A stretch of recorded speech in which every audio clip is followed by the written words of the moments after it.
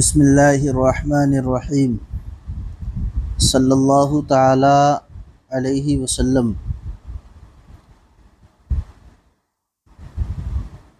بحث چل رہی ہے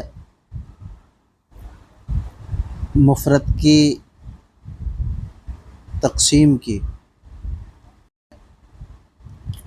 گزشتہ سبق میں ہم نے مفرد کی دوسری تقسیم پڑھی تھی، جس کی 7 قسمیں تھیں: عالم، متواتی، مشترک۔ 3 قسموں کو ہم پڑھ چکے، اب 4 قسمیں باقی ہیں، وہ آج انشاءاللہ تبارک و تعالی ہم پڑھیں گے۔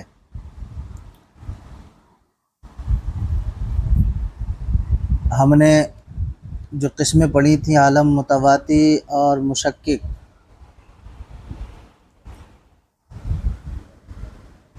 شارح علام نے وجہ تسمیہ بیان کی تھی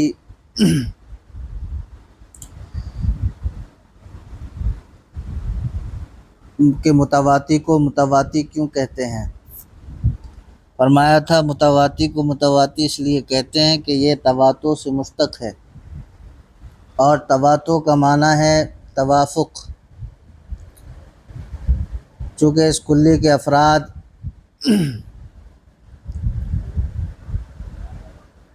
معنی میں ایک دوسرے کے متوافق ہوتے ہیں، اس لیے اس کا نام متواتی رکھا جاتا ہے۔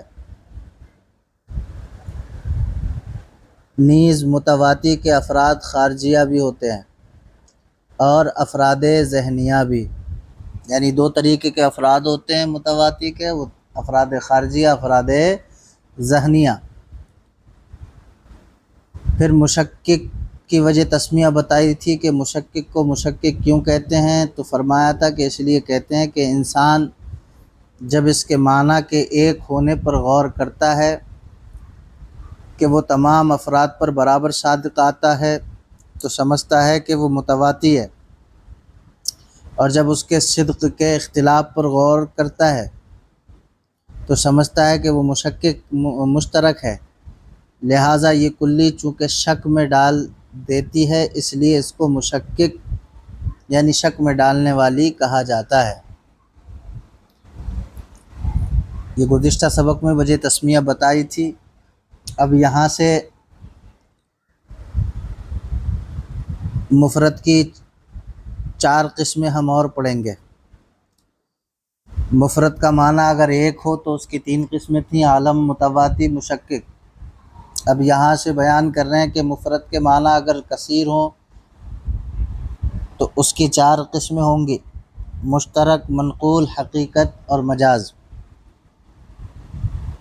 پھر ان میں سے ہر ایک کے درمیان دلیل حصر ذکر کریں گے، ان چاروں کی دلیل حصر بیان کریں گے، ہر ایک کی تعریف اور مثال اسی دلیل حصر میں انشاءاللہ آ جائے گی۔ فرماتے ہیں قولہ وَإِن كَثُرَ عطف علی قولہ ان اتخذ، اور ماتن کا قول وَإِن كَثُرَ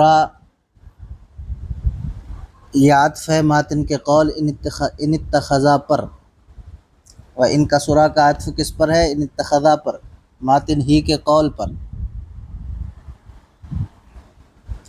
وَإِن كَانَ أي وَإِن كَانَ معنى المفرد کثیر، یعنی اگر مفرد کا معنی کثیر ہوں، مفرد کے معنی کثیر ہوں، فَلَهُ 4 اقسام، تو اس کی 4 قسمیں ہیں۔ نمبر 1 المشترک، مشترک ہے۔ نمبر 2 المنقول، منقول ہے۔ نمبر 3 الحقیقت، حقیقت ہے۔ نمبر 4 المجاز، مجاز ہے۔ تو اگر مفرد کے معنی کثیر ہوں تو اس کی 4 قسمیں ہوں گی: مشترک، منقول، حقیقت اور مجاز۔ اب یہاں سے دلیل حصر ذکر کر رہے ہیں۔ فرماتے ہیں لِأَنَّهُ لَا يَخْلُو إِمَّا أَن يَكُونَ مَوْضُوعًا لِكُلِّ من المعانی الکثیرۃ۔ اولاً کہتے ہیں اس لیے کہ اگر مفرد کے معنی کثیر ہوں تو وہ 2 حال سے خالی نہیں ہے۔ اما ان یکونا موضوعا لکل معانی الکثیرتی اولا، یا تو وہ ابتداءً تمام معنی کے لیے موضوع ہوگا، اولا یا نہیں ہوگا۔ موضوعا لکل معانی الکثیرتی، معنی کثیرہ میں سے ہر ایک کے لیے موضوع ہوگا، یعنی وضع کیا گیا ہوگا یا نہیں۔ ابتداءً کہتے ہیں علی الاول، اگر ابتداءً معنی کثیرہ میں سے ہر ایک کے لیے موضوع ہے تو وہ مشترک ہے، لاشتراکہ فی تلک المعانی،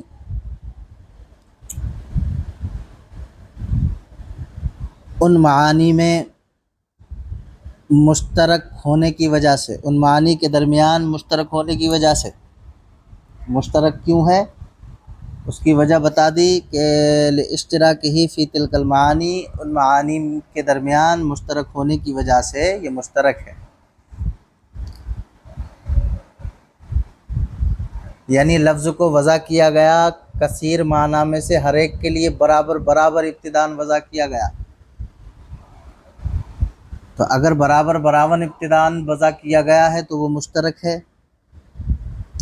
کل عین، جیسے عین، لفظ عین، للباشرتی والذہبی والشمسی وغیرہما، عین یہ آنکھ اور سونا اور سورج وغیرہ کے درمیان مشترک ہے۔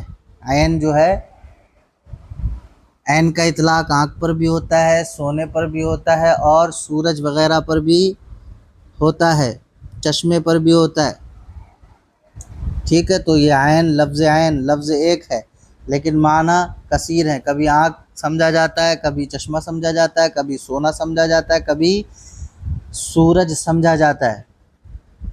تو کہتے ہیں اگر معنی کثیرہ میں سے ہر ایک کے لیے وضع کیا گیا ہے لفظ ابتداءً ہی تو وہ مشترک ہے، جیسے عین۔ وعلی الثانی، اور اگر وہ ابتداءً تمام معنی کے لیے موضوع نہیں ہے تو کہتے ہیں ای وَإِن لَّمْ یوضع لکل من المعانی اولا، اور ثانی پر، یعنی اگر وہ معنی تمام معنی کے لیے وضع نہیں کیا گیا، معنی میں سے ہر ایک کے لیے وضع نہیں کیا گیا اولا ابتداءً، بل وضع لمعنی، بلکہ ایک ایسے معنی کے لیے وضع کیا گیا، ثم استعمل فی معنی آخر، پھر وہ استعمال ہو گیا دوسرے معنی میں، لمناسبتی، کسی مناسبت کی وجہ سے، کسی مناسبت کی وجہ سے دوسرے معنی میں استعمال ہو گیا، فلا یخلو، تو وہ بھی دو حال سے خالی نہیں ہے۔ فرماتے من ان یکون استعمالہ مشتہرا فی الثانی دون الاولی، یہ بھی دو حال سے خالی نہیں ہے کہ اس کا استعمال پہلے معنی میں متروک اور دوسرے معنی میں مشہور ہو گیا، اگر وہ دوسرے معنی میں مشہور ہو کر مستعمل ہوا، پہلے معنی میں متروک ہوا، تو فرماتے ہیں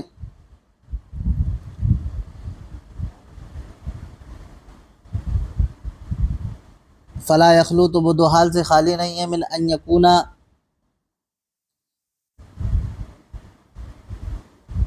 استعمالہ مشتہرا فی الثانی دون الاول، یا تو وہ پہلے لفظ یا تو وہ لفظ پہلے معنی میں متروک اور دوسرے معنی میں مشہور ہو گیا ہوگا، اولا یا نہیں۔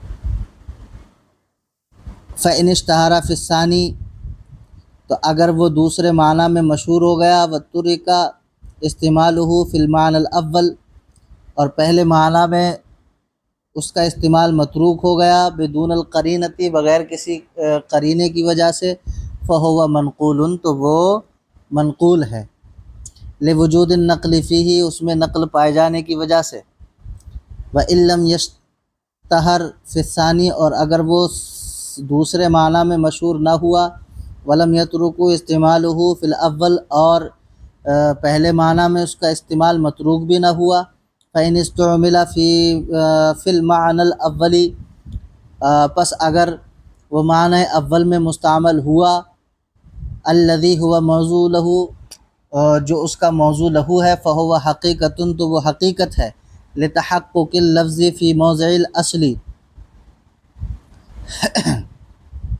کیونکہ لفظ اپنے معنی اصلی میں متحقق ہے، ثابت ہے۔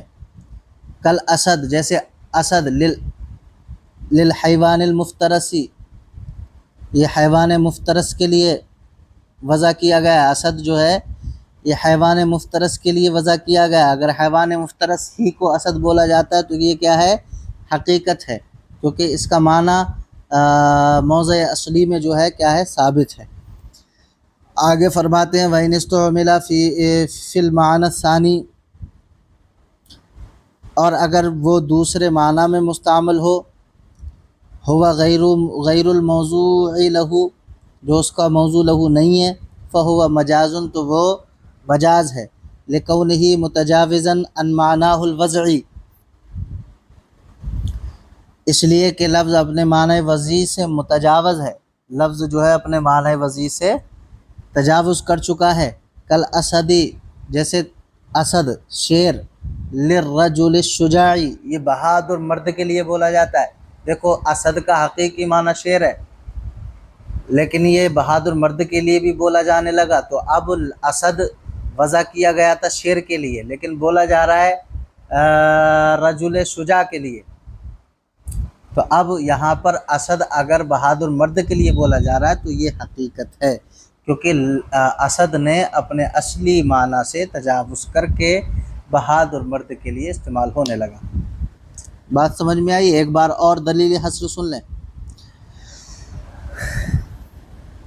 کہ لفظ مفرد کے اگر معنی کثیر ہوں تو دو حال سے خالی نہیں ہے، یا تو اس کی وضع ہر معنی کے لیے برابر ہے یا نہیں، اگر برابر ہے تو وہ مشترک ہے، اور برابر نہیں ہے تو پہلے ایک معنی کے لیے وضع کیا گیا، پھر کسی مناسبت سے دوسرے معنی میں استعمال کیا گیا۔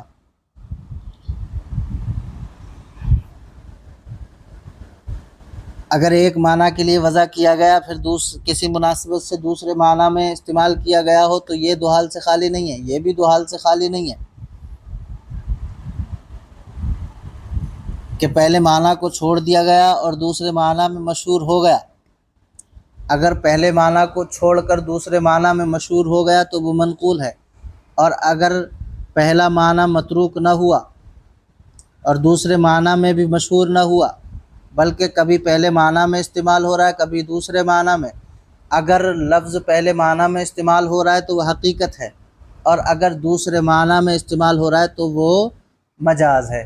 سمجھ میں آئی دلیل؟ جی، خلاصہ کلام یہ ہے کہ لفظ مفرد کی یہ تقسیم جو بیان کی یہ معنی کے کثیر ہونے کے اعتبار سے ہے، کیونکہ لفظ کی معنی کے لحاظ سے کل 7 قسمیں ہیں، جن میں 3 اوپر گزری وحدت معنی کے اعتبار سے تھی اور 4 کثرت معنی کے لحاظ سے ہیں۔ اس میں کثرت معنی کے لحاظ سے 4 قسمیں تھی: مشترک، منقول، حقیقت اور مجاز۔ مشترک کے بارے میں انہوں نے بتایا، مشترک وہ لفظ مفرد ہے جس کے معنی کثیر ہوں اور اس کی وضع ہر ایک کے لیے ابتداءً علیحدہ ہو اور آپس میں کوئی مناسبت نہ ہو، جیسے لفظ عین کہ اس کے معنی ذات، آنکھ، چشمہ، سونا، سورج وغیرہ، ان سب کے لیے لفظ عین کی وضع جو ہے برابر ہے۔ وجہ تسمیہ اس کی یہ بتائی کہ اس میں اشتراک فی المعنی پایا جاتا ہے، لہٰذا یہ مشترک ہوا۔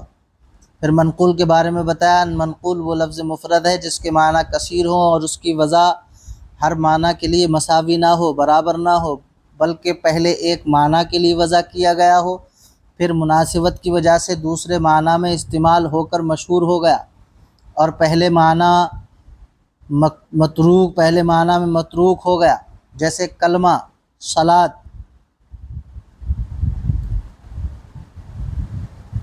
وجہ تسمیہ ظاہر ہے کہ پہلے معنی سے دوسرے معنی کی طرف نقل کیا جاتا ہے، اس لیے اسے منقول کہتے ہیں۔ حقیقت بتائی تھی پھر انہوں نے، حقیقت وہ لفظ مفرد ہے جو اپنے معنی موضوع لہو اول میں مستعمل ہو، جیسے لفظ اسد، اس کا معنی آتا ہے شیر کے، اس کی وضع حیوان مفترس کے لیے تھی، مگر شیر بہادر آدمی کو بھی کہتے ہیں۔ اگر درندے کے معنی یعنی حیوان مفترس کے معنی میں مستعمل ہو تو حقیقت ہے، کیونکہ لفظ اسی کے لیے ہی وضع کیا گیا ہے، یہ وجہ تسمیہ ہے، صاف ظاہر ہے۔ اور مجاز وہ لفظ مفرد ہے جو اپنے معنی موضوع لہو کے غیر میں مستعمل ہو، جیسے لفظ اسد، وضع تو شیر کے لیے تھا لیکن اب یہ بہادر آدمی کے لیے استعمال ہو رہا ہے، لہٰذا یہ مجاز ہوگا۔ بات سمجھ میں آئی؟ اب یہاں سے تھوڑی عبارت اور دیکھیں، فرماتے ہیں وَعَلَمْ أَنَّ الْمَنْقُولَ لَهُ ثَلَاثَةُ أَقْسَامٍ۔ اب یہاں سے منقول کے اقسام بیان کر رہے ہیں، آگے فرمائیں گے کہ منقول تین طرح کا ہوتا ہے۔ ایک منقول تین طرح کا ہوتا ہے۔ تین طرح کا کیوں ہوتا ہے؟ کہتے ہیں منقول کے لیے ناقل کی ضرورت ہوتی ہے، اور ناقل کبھی عرف عام ہوتا ہے، کبھی عرف خاص ہوتا ہے، کبھی ارباب شرع ہوتا ہے۔ ہر ایک کی مثال دیں گے اور ہر ایک کی تعریف۔ کہتے ہیں وَعَلَمْ أَنَّ الْمَنْقُولَ لَهُ ثَلَاثَةُ أَقْسَامٍ، تم جان لو کہ منقول کی تین قسمیں ہیں۔ لِأَنَّ الْمَنْقُولَ لَا بُدَّ لَهُ مِن نَاقِلٍ، اس لیے کہ منقول کے لیے ناقل کا ہونا ضروری ہے۔ وَالنَّاقِلُ إِنْ كَانَ عُرْفًا عَامًا، ناقل اگر عرف عام ہو، ناقل کیا ہو؟ اگر عرف عام ہو تو فرماتے ہیں فمنقول عرفی، تو وہ منقول عرفی ہے، کالدابہ، جیسے دابہ، لذات القوائم، چوپائے کے لیے۔ دابہ کس کے لیے بولا جاتا ہے؟ چوپائے کے لیے۔ دیکھو دابہ لفظ کی وضع کی گئی تھی زمین پہ رینگ کر چلنے والے ہر جانور کے لیے، لیکن اس معنی کو نقل کر کے اس لفظ کو نقل کر کے چوپائے کے لیے استعمال ہونے لگا، چوپائے کے معنی میں یہ لفظ استعمال ہونے لگا، لہذا یہ منقول ہے۔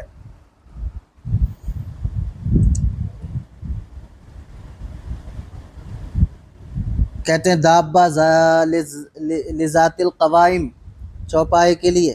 وَإِنْ كَانَ اصطلاحاً، اور ناقل اگر اصطلاحاً ہو، ای عرفاً خاصاً، یعنی اصطلاح خاصہ ہو، اصطلاح خاص، ناقل اگر اصطلاح خاص ہو، فمنقول اصطلاحی، تو وہ منقول اصطلاحی ہے۔ کالفاعل والمفعول، جیسے فاعل اور مفعول، یہ نحویوں کی اصطلاح ہے۔ وَإِنْ كَانَ أَرْبَابَ الشَّرْعِ، اور اگر ناقل ارباب شرع ہو، فمنقول شرعی، تو وہ منقول شرعی ہے۔ کالصلاۃ والصوم، جیسے صلاۃ اور صوم۔ وَإِلَى إِشَارَةٍ بِقَوْلِهِ يَنْسَبُ إِلَى النَّاقِلِ، اور اسی کی طرف اشارہ ہے ماتن کے قول ينسب إلى الناقل سے۔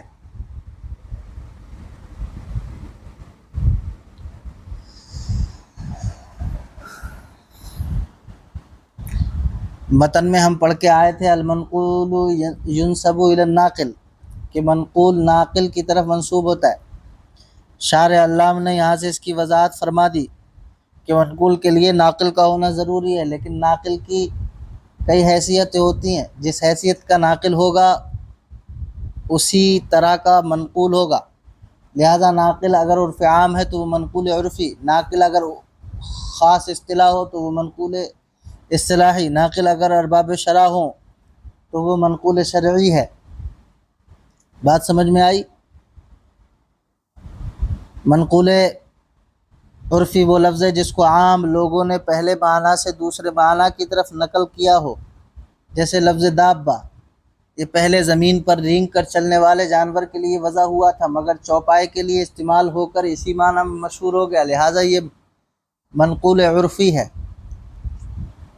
منقول اصطلاحی وہ لفظ ہے جس کو کسی خاص جماعت نے پہلے معنی سے دوسرے معنی کی طرف نقل کیا ہو، جیسے لفظ اسم، فعل، حرف، فاعل اور مفعول وغیرہ۔ خاص جماعت نے اس کو دوسرے معنی کی طرف نقل کیا، یعنی نحوی حضرات نے، لہٰذا یہ منقول اصطلاحی ہوگا۔ منقول شرعی وہ لفظ ہے جس کو ارباب شرع نے پہلے معنی سے دوسرے معنی کی طرف نقل کیا ہو، جیسے لفظ صلاۃ، لفظ صوم، لفظ نکاح، لفظ طلاق۔ ارباب شرع نے اس کو دوسرے معنی کی طرف نقل کیا ہے، لہذا یہ منقول شرعی ہوگا۔ بات سمجھ میں آئی؟ آگے دیکھیں، وَعَلَمْ أَنَّ الْمَنْقُولَ الشَّرْعِيَّ، یہاں سے ایک اعتراض کا جواب دے رہے ہیں۔ اعتراض یہ ہے کہ منقول شرعی اصل میں منقول اصطلاحی کی ایک قسم ہے، کیونکہ جس طرح منقول اصطلاحی کا ناقل عرف خاص ہوتا ہے، اسی طرح منقول شرعی کا ناقل بھی عرف خاص ہے، یعنی منقول اصطلاحی کا ناقل نحوی حضرات عرف خاص میں آتے ہیں، اسی طرح منقول شرعی کا ناقل بھی عرف خاص ہے۔ ارباب شرع ان کا ناقل بھی کیا ہے؟ عرف خاص ہے، اور جب ناقل عرف خاص ہو تو وہ منقول اصطلاحی ہے، پھر اس کو مستقل قسم کیوں قرار دیا؟ یہ اعتراض ہوتا ہے۔ تو اس کا جواب یہ دے رہے ہیں، فرماتے ہیں وَعَلَمْ أَنَّ الْمَنْقُولَ الشَّرْعِيَّ دَاخِلٌ فِي الْمَنْقُولِ الْاصْطِلَاحِ، اور تم جان لو کہ منقول شرعی منقول اصطلاحی میں داخل ہے، لیکن افرز لفضلہ و شرفہ، لیکن شرع کو عرف آخر پر ایک خاص اہمیت و فضیلت حاصل ہے۔ مطلب یہ ہے کہ شرع کو چونکہ عرف عام پر ایک خاص اہمیت اور فضیلت حاصل ہے، اس لیے منقول شرعی کو علیحدہ اور مستقل قسم ذکر فرمایا۔ بات سمجھ میں آئی؟ اعتراض سمجھا؟ اعتراض یہ ہے کہ منقول شرعی اصل میں منقول اصطلاحی ہے، کیونکہ جس طرح منقول اصطلاحی کا ناقل عرف خاص ہوتا ہے، اسی طرح منقول شرعی کا ناقل بھی عرف خاص ہے۔ جب ناقل عرف خاص ہے تو منقول اصطلاحی ہوا، پھر اس کو الگ الگ ذکر کرنے کی کیا وجہ تھی؟ تو اس کا جواب دے رہے ہیں کہ شرع کو چونکہ عرف آخر پر ایک خاص اہمیت اور فضیلت حاصل ہے، اس لیے منقول شرعی کو علیحدہ اور مستقل قسم قرار دیا، لہذا اب کوئی اعتراض نہیں ہوگا۔ شارح علام نے وضاحت فرما دی کہ منقول شرعی جو ہے، شرع کو عرف آخر پر ایک خاص فضیلت حاصل ہے، لہذا اس لیے اس کو علیحدہ ذکر فرمایا۔ بس ٹھیک ہے، اتنا یاد کرنا۔ ھذا ھو المرام واللہ تعالی اعلم بحقیقت الکلام۔